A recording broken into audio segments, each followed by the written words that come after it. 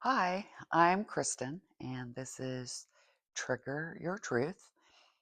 This is episode 2, and I'm just going to jump right in today. Our best version of ourselves is a daily choice. It involves getting curious and following your curiosity. It is creating new habits and finding tools that resonate with you that can help you make that daily choice. You know, for me, I spent, my days very reactionary. You just react what's being thrown at you, whether it's school, kids, sports, work, what's going on out there in the external stimuli, etc. And, that left me in a place with a lot of overthinking, sleepless nights, worry, anxiety, at times OCD, at times depression. Um, you name it. And that's a very low energy state to be in. And, they were ultimately there to trigger me and make so much discomfort living like that, I wanted to connect my dots and find that peace in that balance so that I could step into being my best version, my higher self.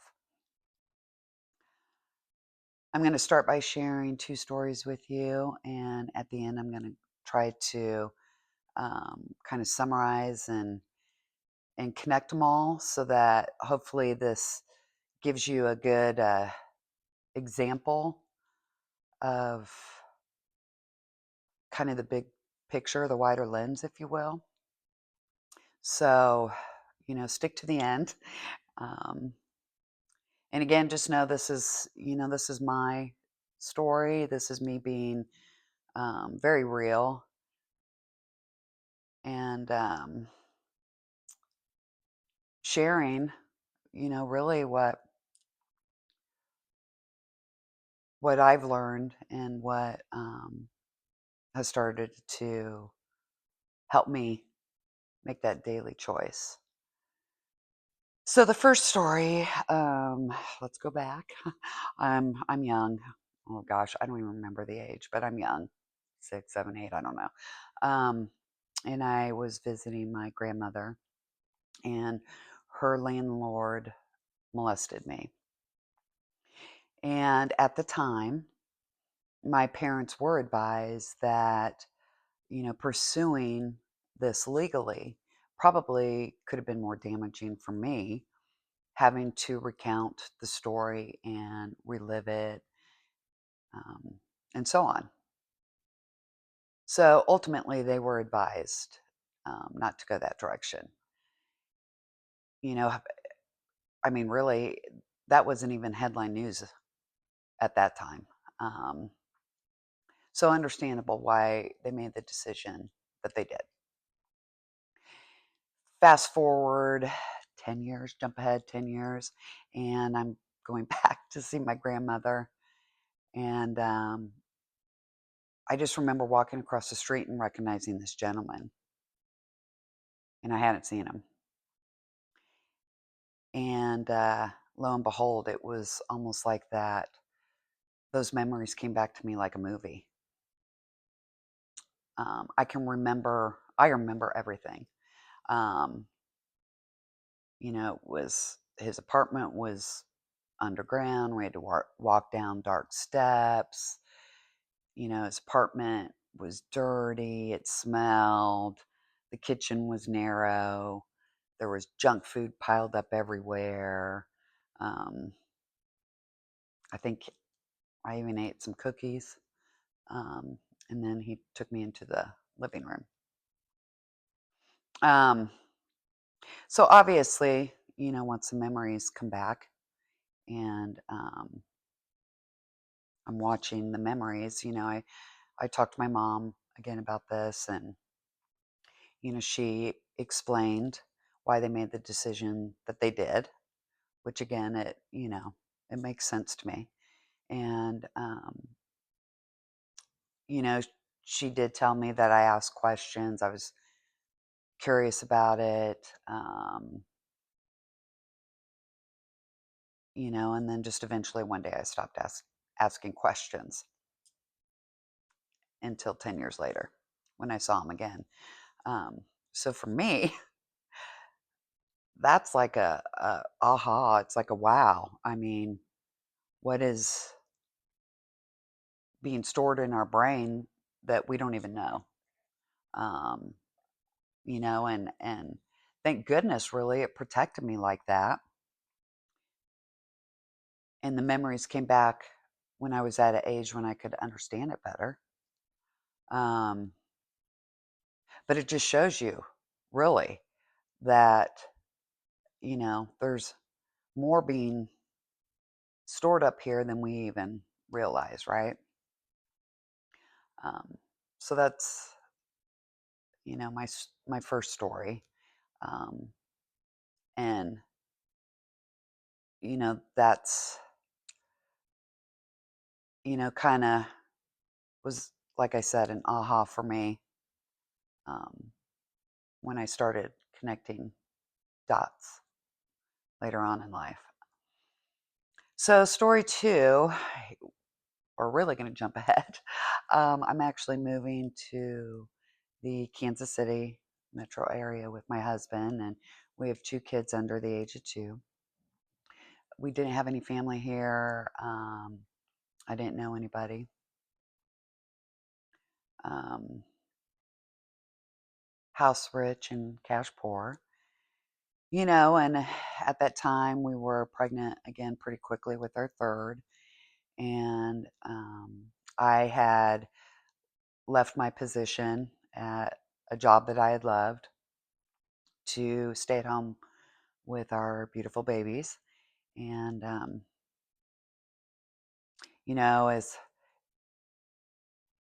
as time went on, when I moved here, it's hard not to get in your head um, that you don't really know anybody, you don't have any friends. Um, 3 kids under the age of 3. I'm sleeping when they're sleeping and lucky to shower and so on and so forth. And I wouldn't trade that for the world. I'm very grateful I had that opportunity. Um, but at the time, um, it was really lonely. And then I started to meet people in the community, which was great. Met some beautiful people and beautiful families, and I'm grateful for them. Um, but I think it started to wear on me a little more that we really were in a position that we were very budgeted, and a lot of my friends had second houses and took these fabulous vacations. And um, really it just kind of compounded on me, and plummeted really my sense of self-worth, confidence. um, you name it. I was kind of always in that comparison mode, if you will. um, and then your mind just goes and goes and goes. And for me, the talk in my head, what I was telling myself each day was, kind of got more consistent and louder. And, ultimately that was 2004. um, ultimately it grew enough, my self-talk, because I didn't love myself and I wasn't telling myself nice things about myself. Um, you're overweight is what I was telling myself. Um, we can't go to this because we're more budgeted, or you know, they're dressed to the hilt, and I'm not. Um, it just created more and more insecurity within myself, and then I wasn't a communicator at all. Huge weakness for me. Um, so I wasn't sharing any of this with my husband. He had no idea just kind of how dark I was going in my head, and then he's busy working, and I'm at home, and I'm like, I'm not even showering. And I'm like, I resent him. I'm getting mad at him. And you know s- sure enough, within a few years, then there goes the additional daily self-talk. Well, I don't love him either, and you know all he does is work, and he's not helping me. And you know what? I'm here to tell you, you tell yourself that enough, you certainly believe it and become it, right? Which, instead of communicating with him, I kept that self talk up. And then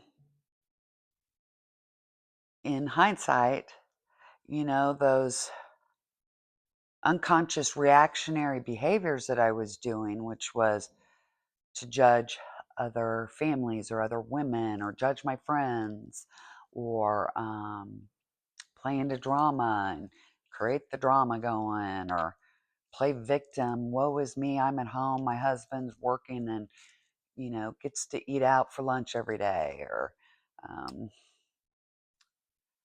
you know the overthinking, um, all that emotion and feelings were there to trigger me, right? But I didn't listen to them. They were just unconscious. They were reactionary. I would just do it each and every day, um, which ultimately was fear for me, right? Because I didn't have the confidence to sit down with my husband and share my feelings, be vulnerable, and communicate, because I was afraid. And that those behaviors just kept coming up more and more and more, so that I was always living in them. And, you know, that's a huge disconnect, right? Um, it's a huge disconnect from being able to have peace and joy. And it just furthered the disconnect to my highest self, as well as with my husband. So ultimately, 2010, we're, divorces on the table, we're selling the house, and we do go our separate ways. Um, it's not at that time that I really dig into connecting any of these dots that I'm going to kind of connect today. Um, but it definitely, um, took me a little bit longer, honestly, almost another 10 years to start getting curious and listening to those emotions, um, that were keeping me so in chaos on a daily basis. Um, but we'll finish, those other 10 years on another episode. But we are happily married 24 years, and 3 beautiful kids, just good people, um, away at college. Actually, we're new to empty nesting this year. So, if you take kind of what I just shared with you on that, with that story, um, some of the connecting of the dots for me is, wow, how powerful are those thoughts that we tell each other every day, right? Um, you are what you put out. You are what you tell yourself you are, and ultimately, that talk.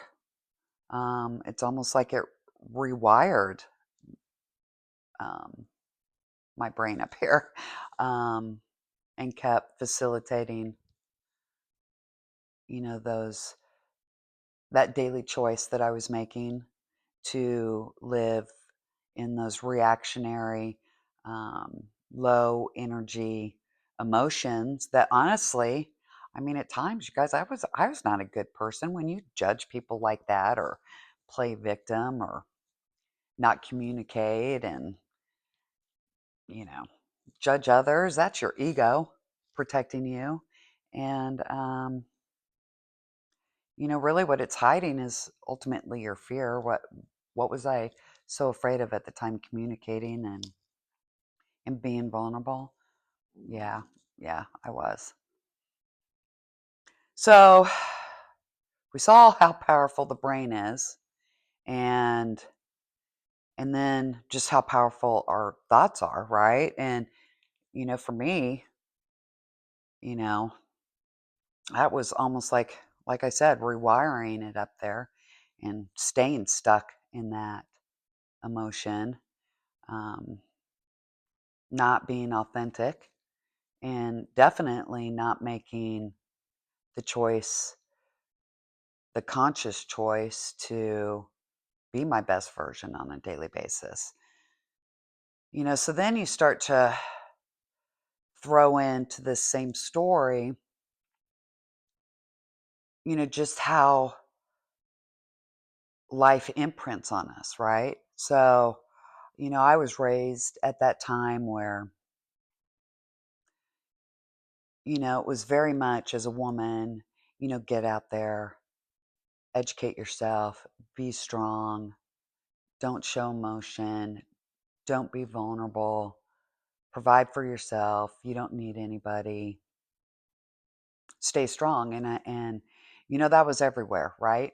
That was on the TV, that was in movies, on the radio, um, teachers, sports teams, parents, friends. I mean, it was everywhere. That was, you know, the push at the time, right? So once I started this healing journey that I talk about these last 4 years, one of the dots that I connected over this past year, doing some work and getting curious, was, that story, and I'm about my thoughts, and and not loving myself and feeling bad. When I started to really go back and look at that time, and what I felt at that time, and almost reprocessing emotions and some of the decisions I made, like another aha, I hated myself at that time, right? Because I had been shown, and what was, you know, programmed, if you will, or imprinted on me, was that I should be working and providing. Um, I didn't attach a self-worth for myself to being a stay-at-home mom. And in hindsight, I am so very grateful that I even and had that opportunity. Um, and I have forgiven myself for not being in the moment of it at the time to be more grateful for it. But for me, it was like, wow, the brain really is. It was just another example of just how powerful our brains are, right? It doesn't show you memories for a while, just how important your thoughts are and your daily self-talk to you yourself, as well as just what imprints on you. Um, that's a huge wow for me.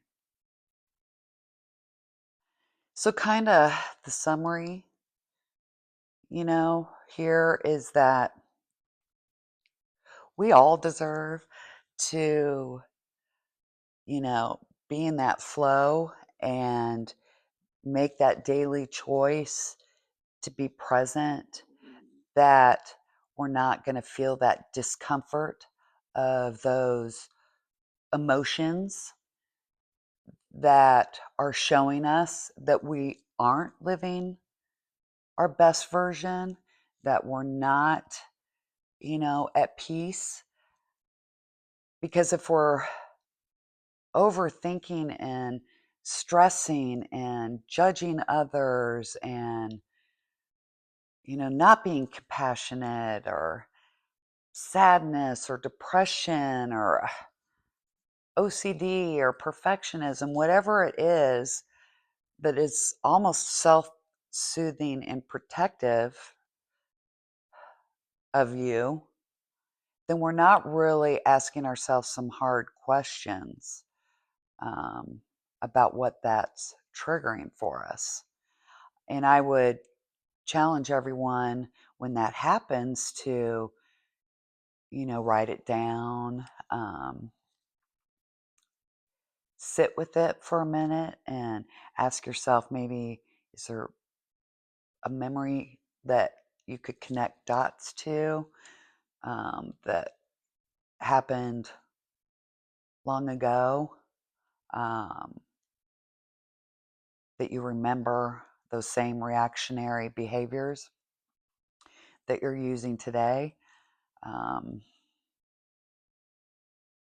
because it's getting curious like that, and getting curious about the brain and just how powerful it is, that ultimately, led me on my little journey to understand myself a little better.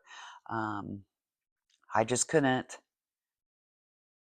have those sleepless nights and anxiety and trying to control everything and anymore. I couldn't do it anymore. So I started to try to understand myself better.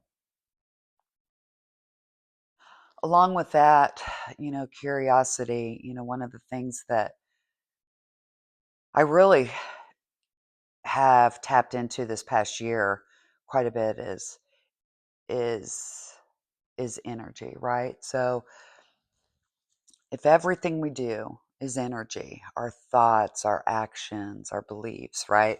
Then we're putting it out there, it's energy. And if we are energy and we're flowing, energy can get stuck within us, right? It can get stuck if we're not processing,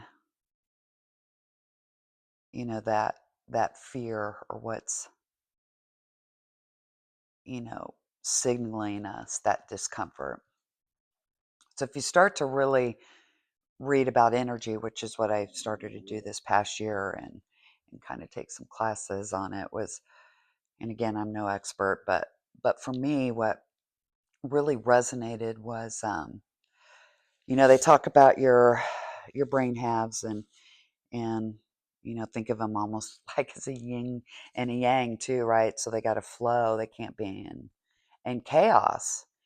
And if your right brain is more of a divine feminine energy, that's more of the nurture, creation, intuitive, softer, confident, goddess like energy, right? And that's your right brain. And then your left brain, they say is more of that divine masculine energy. That's going to be, the analytical, the logical, the problem solver, the provider, kind of energy. So then if you kind of take that story that I just shared, the second one, and I'm reflecting back on what imprinted and, be the doer, the provider, you know, those are all traits very um, in alignment to left brain, right? So for me, what I was feeling was that, I was more left brain moving. I was more in that masculine energy, let's go out and be strong and not necessarily, you know, be still and be present and receive and, move more through that, you know, emotional intelligence kind of grounded energy. Um, so I found for me, I needed to really focus more on my right brain. Um, all of our daily experiences and daily choices and traumas and journeys are very much our own. And, the divine masculine and the divine feminine have a balance for each of us. It's very personal. So for me, my yin and my yang were at chaos. Um, Chaos, complete chaos. And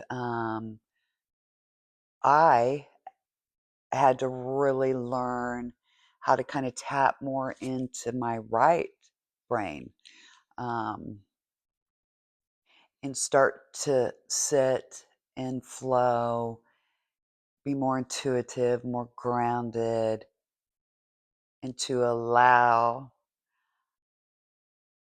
all those behaviors that were protecting me from my fears, right, of being vulnerable and communicating. And I had to allow myself to watch those behaviors that I didn't like that I was doing, right, and bring them in and start to connect dots. Um, I used a lot of tools. Some resonated, some didn't.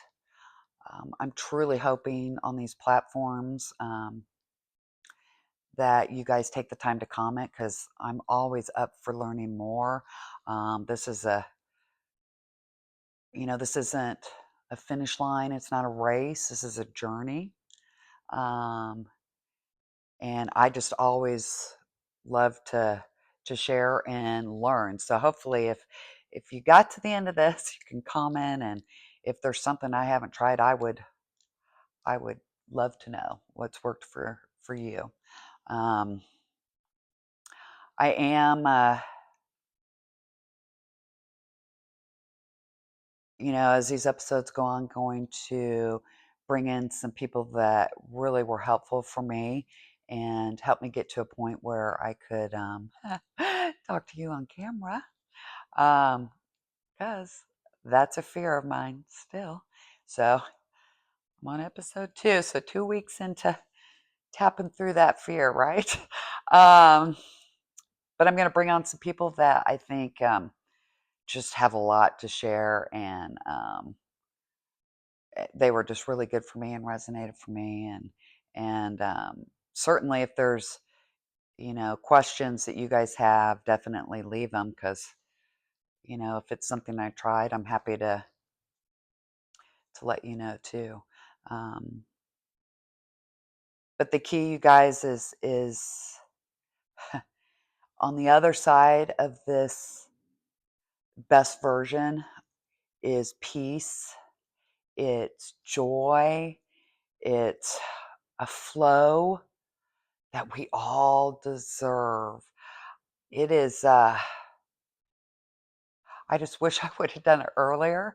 I guess divine timing didn't want it that way. But it is so peaceful.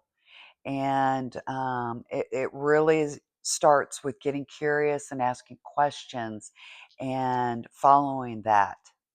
I, I, for all of us, it's very different. I could tell you, for me personally, reading was huge. I had a friend that um, didn't know it at the time, but she made me try the 75 hard. Ooh, it's hard. But the one thing with 75 hard is that um, you had to read a chapter a day. Um, so hi, Shannon. Thanks, Shannon. But I think that first year out, I read like 30 books. And I'll leave these in the comment section. But some of the ones that just kind of really started to kickstart and ignite my journey was The Power of Your Unconscious or Subconscious Mind. The Mountain is You. Breaking the Habit of Being Yourself. And Atomic Habits. And I left Atomic Habits for last because, the brain is so powerful that it's work. Um, it is work to kind of rewire it and explore it and learn how to be aware of it so that you can make that choice to be present and mindful and take action to what's thrown at you each day, versus, that automatic subconscious reaction that's really coming from a place of disconnect and, um, unauthentic behaviors. So habits, creating the new habits is key, and I tried everything.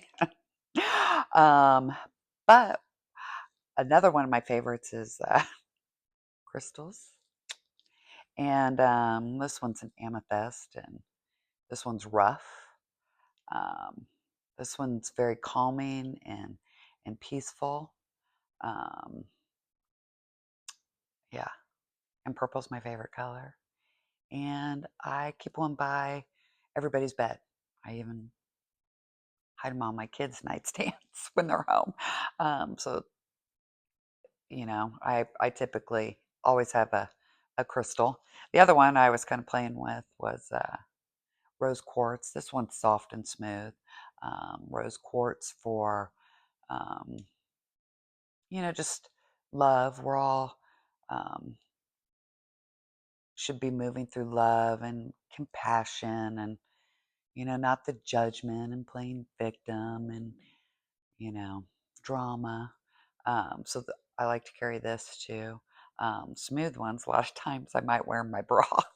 Just kind of keep that energy with me, right? Because everything's energy. Um, but also note that if you watched, I was probably, you notice it's in my left hand.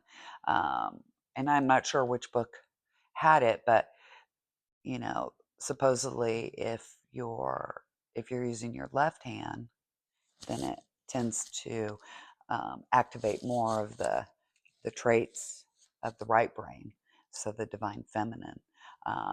So for me, um, crystals are just a good way to kind of keep me in check, if you will. So I pretty much always have crystals on me.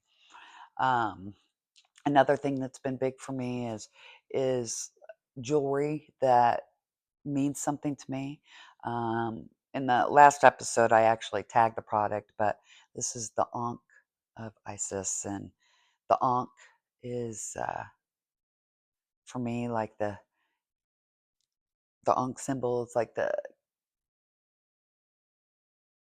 you know eternal key of life, balance of the masculine and feminine energies, and then Isis, obviously Isis, um, just a goddess, right? Egyptian goddess. So um, I wear this um, and grab it, and then it's just also a simple reminder for me to stay in the moment and you know sit and be still as life gets thrown at you.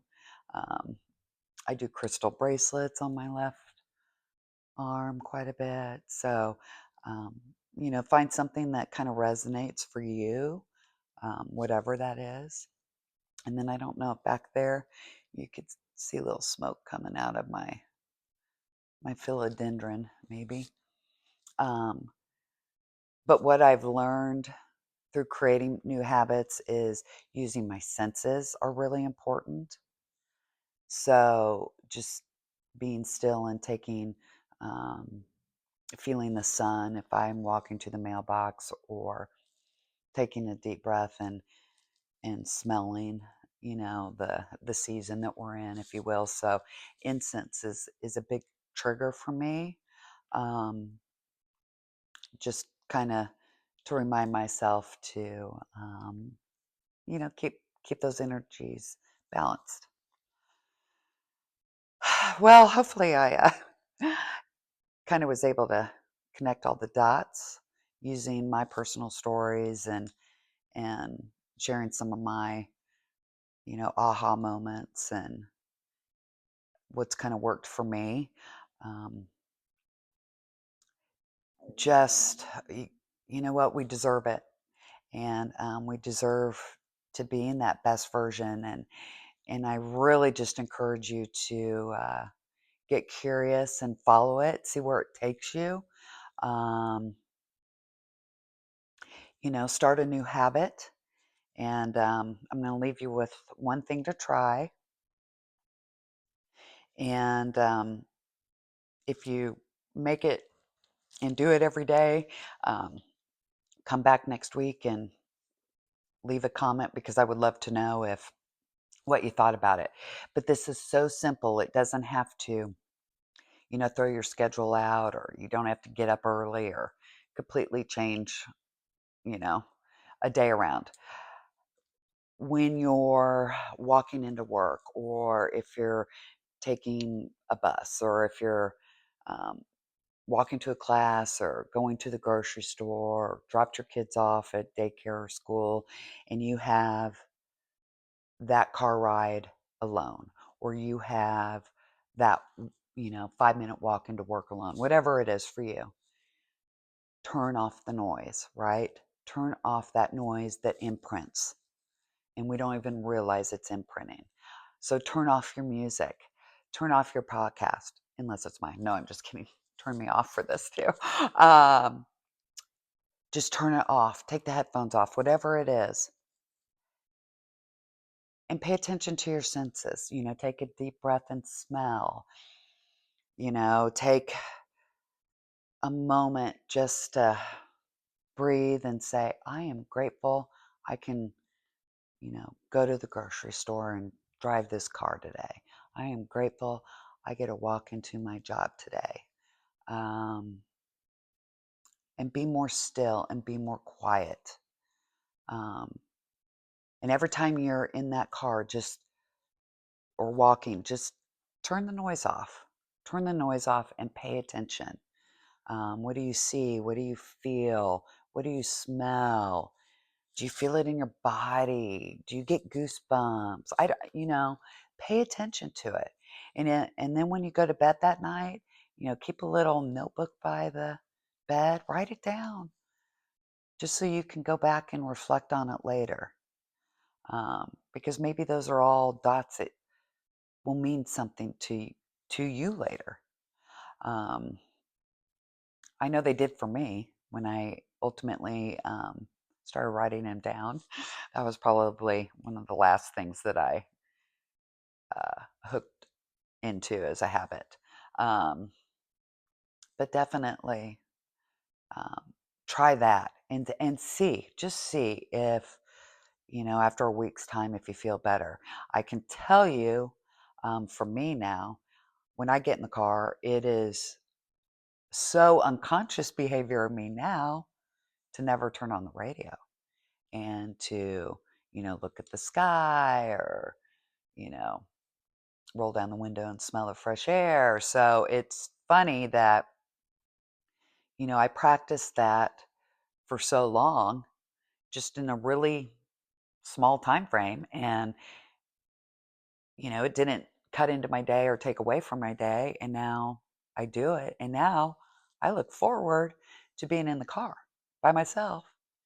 And if you were to pull up beside me at a stoplight, I honestly would be talking away and you would think I was on the phone. So, so try it. Um, okay, that's it. That's it until next week. I'm going to leave you with a song because this song really started to resonate for me like 2 years ago. It just kind of clicked as I started to let myself flow and as my energies kind of came more into balance. And, I wasn't living so much in chaos anymore with the overthinking and anxiety and stress and judgment and all those ego protective behaviors. And then the song just came on, which reminds me of my dad actually. Um, and all of a sudden now it's become like my favorite song. Like I might even karaoke it. So I'm going to leave you with this. And I really hope you share this. I hope this helps. I hope it resonated. And if there's anything you want to share with me, I would love it because I'm always curious. Thanks.